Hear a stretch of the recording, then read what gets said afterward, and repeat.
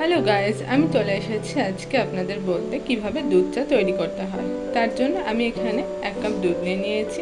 আমি এটাকে ঢেলে নিলাম।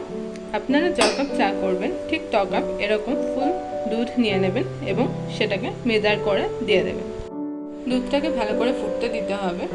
দুধটা ফোটা কমপ্লিট হয়ে গেলে এখানে য কাপ চা হবে তয় চামচ হচ্ছে গুটি চা আপনি দেবেন। দেওয়ার পর ভালো করে চামচ দিয়ে এভাবে নেড়ে দেবেন।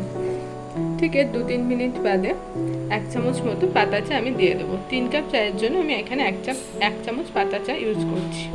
দেওয়ার পর ভালো করে এভাবে মিশিয়ে দিতে হবে এবং বেশ কিছুক্ষণ ফুটতে দিতে হবে। আপনারা এই টাইমে পরিমাণ মতো চিনি মিশিয়ে নেবেন।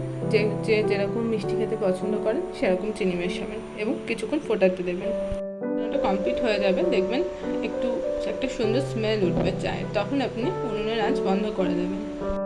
3-4 মিনিট রেখে দেওয়ার পর ছেঁকে নিয়ে নিতে হবে। এভাবে আপনারা সার্ভ করতে পারেন মিল্ক টি বা দুধ চা।